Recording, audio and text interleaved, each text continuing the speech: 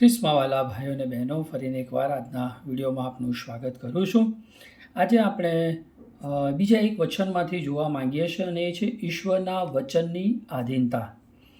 મિત્રો, યાકૂબ 1:22 લખ્યું છે, પણ તમે વચનના પાળનારા થાઓ, પોતાને છેતરીને કેવળ સાંભળનારા જ નહીં.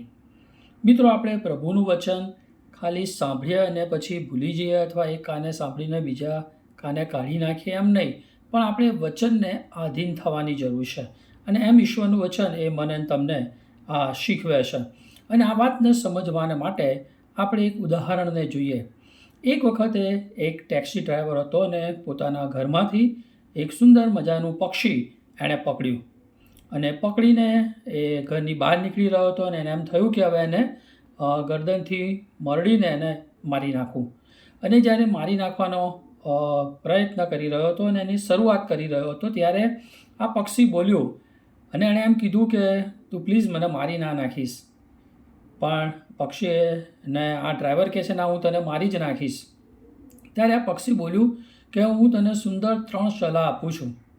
જો તને સારી લાગે તો તું મને છોડી દેજે, અને જો સારી ના લાગે તો તું મને મારી નાખજે. અને આ ટેક્સી ડ્રાઈવરને થયું કે આમે મારે એને તો મારવું છે, તો એકવાર એને સાંભળી લઈએ કે શું કહે છે. જો સારું લાગશે તો એને હું છોડી દઈશ. અને એણે 3 બહુ અગત્યની સલાહ આપી. પહેલી હતી કે કોઈની પણ મૂર્ખાઈ ભરેલી વાત માનવી નહીં, પછી એ કહેનાર ગમે તે વ્યક્તિ હોય. બીજું કે કોઈ પણ સારું કામ કર્યું હોય તો તેનો પસ્તાવો કદી કરવો નહીં. અને ત્રીજું, જેને મેળવી શકાય એમ ન હોય તેની પાછળ આંધળી દોટ મૂકવી નહીં. અને આ સલાહ એને સારી લાગી કે 3 સારી સલાહો છે, અને એણે પક્ષીને છોડી દીધો. અને એના ઘરની પાસે એક ઝાડ હતું, અને ઝાડ પર જઈને આ પક્ષી બેઠું, અને ટેક્સી ડ્રાઈવરને જોઈને એની પર જરા કટુ હાસ્ય કરી રહ્યો હોય ને એની પર હસી રહ્યું હોય એ રીતે પક્ષી હસવા માંડ્યું. અને ટેક્સી ડ્રાઈવરને પ્રશ્ન થયો કે કેમ તું મારી પર આ રીતે હસે છે? તો ટેક્સી ડ્રાઈવરના પક્ષી કહે કે તું તો મૂરખ છે, તે મને છોડી મૂક્યું. તને ખબર નહીં કે મારા પેટમાં એક કિંમતી હીરા હતા.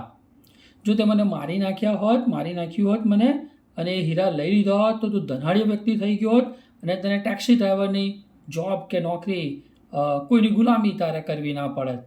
અને ટેક્સી ડ્રાઈવરને બહુ મોટો અફસોસ થયો કે અરે મેં એને ક્યાં છોડી લીધું. જો મારીને મેં હીરા લીધા હોત તો હું આજે ધનાઢ્ય વ્યક્તિ થઈ ગયો હોત. હું ટેક્સી ડ્રાઈવર નહીં, પણ હું ટેક્સી ડ્રાઈવર ને કોઈકને રાખત મારી ગાડીમાં.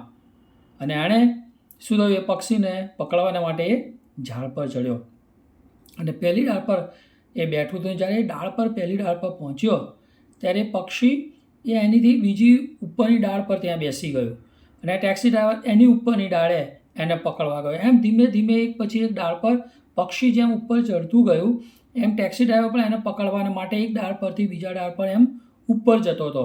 અને આપણે સૌ જાણીએ છીએ કે જેમ ઝાડ વધારે ઊંચાઈ પર જાય, આપણે ઉપર જઈએ, એમ ડાળ એની નાજુક થતી જાય. અને એક સમય એવો આવ્યો કે એક નાજુક ડાળ પર આ ટેક્સી ડ્રાઈવર બેઠો અને તૂટી ગઈ, અને પરિણામે ઝાડ પરથી એ નીચે પડ્યો, અને ઘણી બધી ઈજા થઈ. અને એ બૂમો પાડવા લાગ્યો કે જે એને વાગ્યું એના લીધે.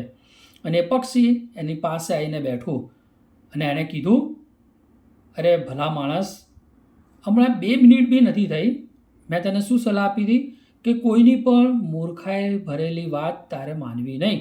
એટલે કદી કોઈ પક્ષીના પેટમાં હીરા હોય ખરા?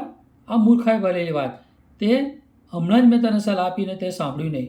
બીજું કે જો સારું કામ કર્યું હોય તો તેનો કદી પસ્તાવો કરવો નહીં. કદાચ મારા પેટમાં હીરા હોય તો તે મને જીવતું છોડી દીધું, તે સારું કામ કર્યું, તારે એનો પસ્તાવો કરવો જોઈતો ન હતો. અને આ બીજી સલાહ પણ તે માની નહીં. ત્રીજી સલાહ હતી કે જેને મેળવી શકાય એમ ના હોય એની પાછળ આંધળી દોટ મૂકવી નહીં. અને પક્ષીને ક્યારે પણ ઝાડ પરથી આવી રીતના પકડી શકાય નહીં. અને તમારી ત્રીજી સલાહ પણ તે માની નહીં, અને પરિણામે તું આ પીડા એ ભોગવી રહ્યો છે.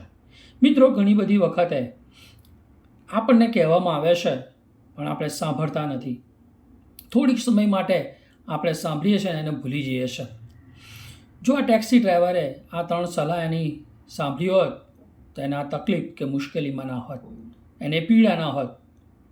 મિત્રો, આપણા આધ્યાત્મિક જીવનમાં પણ જો આપણે તકલીફોનો સામનો નથી કરવો, આપણે પીડાઓનો સામનો નથી કરવો, દુઃખ તકલીફો મુશ્કેલીઓ આવે છે, પણ અનાજ્ઞાકિતના લીધે જે તકલીફો આવે છે ને, એ વધારે આપણને તકલીફમાં મૂકે છે. માટે આ વચન આપણને યાકૂબ 1:22 કહે છે, તમે વચનના પાળનારા થાઓ. આપણે ઈશ્વરનું વચન ધ્યાનથી સાંભળીએ, પવિત્ર આત્માની દોરવણીમાં એને સમજીએ અને એનો યોગ્ય પ્રતિભાવ, એટલે પ્રભુ આપણને જે કરવાનું કહે છે એ કરીએ, જે ના કરવાનું કહે છે એ આપણે ના કરીએ, અને આપણે ઈશ્વરના વચનને આધીન બનીએ. અને આ ઈશ્વરનું વચન એ મને તમને એમ કહે છે કે આપણે આપણી જાતને છેતરનારા ના થઈએ, પણ પ્રભુનું વચન મને તમને જે કહે છે, આપણે કદાચ સંદેશા સાંભળીએ છીએ, આપણે પ્રભુનું વચન વાંચીએ છીએ, આનો અભ્યાસ કરીએ છીએ, પ્રભુ મને તમને જે કંઈ કહે છે એનું અક્ષરશઃ પાલન કરવું જોઈએ.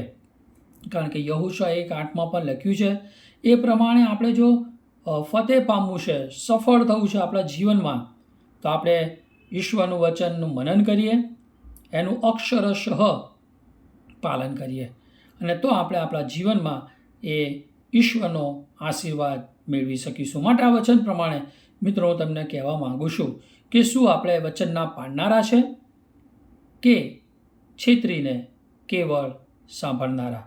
પ્રભુ આ વચનને સમજવાને તમને કૃપા આપે. આમેન.